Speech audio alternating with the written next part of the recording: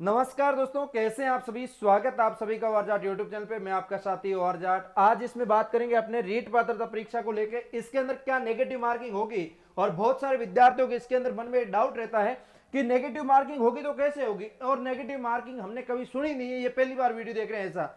तो इसके अंदर भी एक बड़ा राज है, मैं आपको सारी बात बताऊंगा। चैनल जरूर सब्सक्राइब कर दीजिए। और नए विद्यार्थियों के लिए खास महत्वपूर्ण सोचना है आप सभी के लिए, तो इस चीज से आपको बचना है। विद्यार्थियों के लिए बड़ा जो इसके अंदर है, जो कंफ्यूजन है, इसका हमने दूर करने वाले हैं ना। तो इसके अंदर ए टू जेड जानकारी देने वाला हूं, सबसे बेस्ट और सबसे सटीक। तो आप सबसे पहले देखिएगा, बात यह है कि रीट के अंदर पेपर होता है, जो पात्रता परीक्षा होती है, उसके अंदर किसी प्रकार की वैसे नेगेटिव मार्किंग है नहीं। आपको पता है 150 प्रश्न आएंगे, इन 150 में से आपको 90 सही करना है, किसी भी हालत में 60% सही करना है।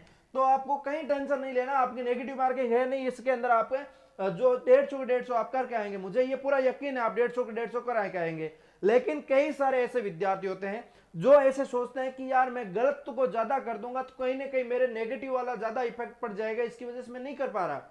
तो इसके अंदर ऐसे विद्यार्थी जो 4 ऑप्शन होते थे उस टाइम तो ये सोच लेते थे, लेकिन अब इसके अंदर एक बड़ा परिवर्तन ये है कि 4 के जगह आपका ऑप्शन हो जाएगा 5।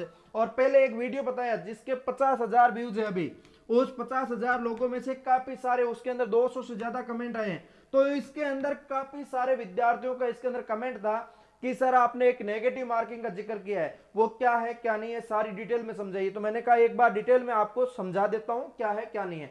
देखो बात यह है कि आपको भी पता है नेगेटिव मार्किंग इसके अंदर नहीं है, लेकिन मैं आपको बार बार कह रहा हूं कि नेगेटिव मार्किंग है। नेगेटिव मार्किंग ऐसे 4 से 5 प्रश्नों के बीच, इसके अंदर ये सारी चीजें आपने देख ली होगी कि आपकी कैलाश चंद्र शर्मा सचिव साहब ने बताया है कि आपका नोटिफिकेशन जारी हुआ उस टाइम 2 बड़े बदलाव थे, जिसके अंदर एक सबसे बड़ा बदलाव कि आपके 4 की जगह 5 ऑप्शन देखने को मिलेगा, आपके 5-5 ऑप्शन देखने को मिलेगा।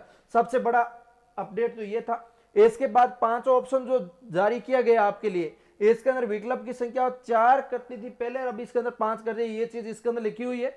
अब इसके अंदर लिखा हुआ है कि इसके अंदर एक नियम लागू किया जा रहा है जो कि रीड नेगेटिव मार्किंग जुड़ा है, नेगेटिव मार्किंग से जुड़ा है। और इसके अंदर ए योग्य भी हो जाते हैं विद्यार्थी। आप किसी सवाल का उत्तर गलत देते हैं तो उसके अंक काट लिए जाते हैं, वो तो सीधी सीधी बात होती है कि नेगेटिव मार्किंग होता है।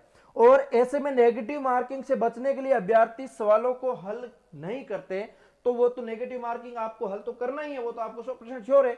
अब जिन विद्यार्थियों ने, उन्हें पता है ऐसा नहीं होगा, तो वो क्या करते हैं, कई बार सवाल ब्लैंक छोड़ के आ जाते हैं। अब इसके अंदर देखो बात ये है, बात ये देखो, रीट के अंदर सवाल जो आप छोड़ के आ जाएंगे, नेगेटिव मार्किंग उसी में होगी। आप 150 के 150 प्रश्न करने का टारगेट रखिए कि 150 प्रश्न आ रहे हैं तो मैं पूरे के पूरे करूंगा।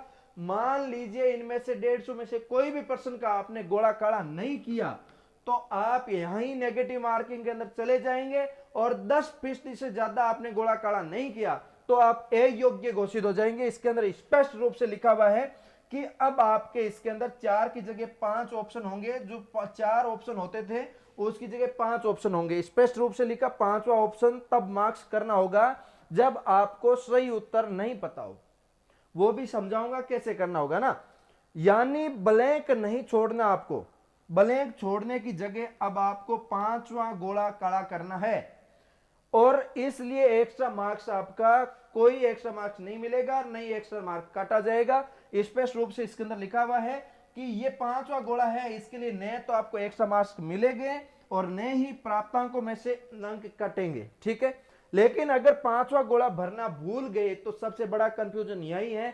आप इसके अंदर मान लो 5वां गोला भरना भूल गए तो हासिल नंबरों में से अंक जरूर काटे जाएंगे। और काटे कितने जाएंगे, 1/3 नेगेटिव मार्किंग में चले जाओगे आप।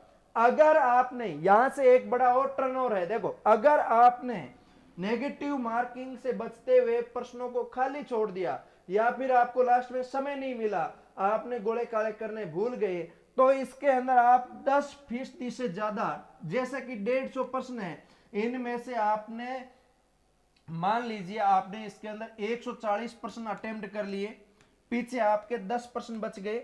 इन 10 में से आपने 2% से ज्यादा आपने छोड़ दिए, 2% या 3% से आपने ज्यादा छोड़ दिए, तो वहीं आप ऐसे समझिए कि आप यहां पे अयोग्य घोषित हो जाएंगे। ए योग्य, सीधा ही आपको ए योग्य ही कर दिया जाएगा कि आप रीट के लिए पात्र है ही नहीं, है ना। ठीक है, ज्यादा सवालों में से 5 ऑप्शन में से एक नहीं चुना तो आपको अयोग्य घोषित कर दिया जाएगा, स्पष्ट रूप से लिखा है। और ये नियम आपके सीईटी के अंदर अपनाया गया है। इसके अंदर आप देख सकते हैं स्पष्ट रूप से लिखा हुआ है कि राजस्थान सीईटी परीक्षा 2024 में नियम लागू हो चुका है। ऐसा ही नियम है जो रीट एग्जाम में लागू होगा, नेगेटिव मार्किंग का नया नियम जो लागू किया जाएगा। और इसके अंदर रीट की ये सारी जानकारी मैं आपको प्रोवाइड करवा रहा हूं। ठीक है, अब इसके अंदर देखो ये चीज समझो, आपको मैं ये ब्लैंक ओमार शीट बता देता हूं।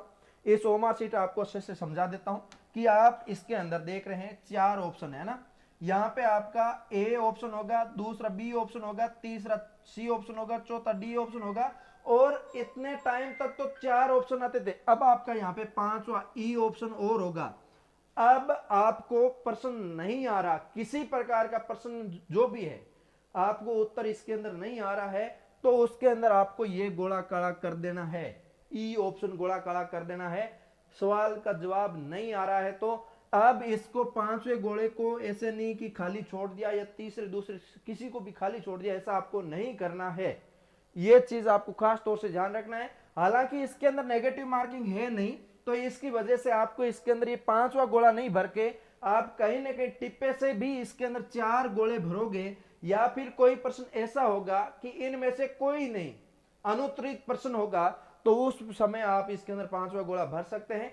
तो ऐसे में आप इसके अंदर नेगेटिव मार्किंग से बच सकते हैं, अयोग्य होने से भी बच सकते हैं। लाखों विद्यार्थियों में से हजारों विद्यार्थी तो पक्का ही इसके अंदर अयोग्य में आते हैं।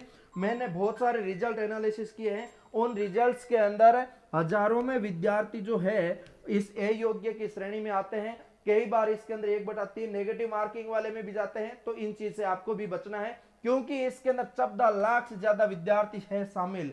तो इसके अंदर कहीं ना कहीं आपकी भी इसके अंदर चूक होने वाली है, तो इस चीज का आपको ध्यान रखना है। उम्मीद करता हूं अच्छे से समझ आ गया होगा। मिलेंगे किसी नए सेशन के साथ, तब तक के लिए जय हिंद, जय भारत।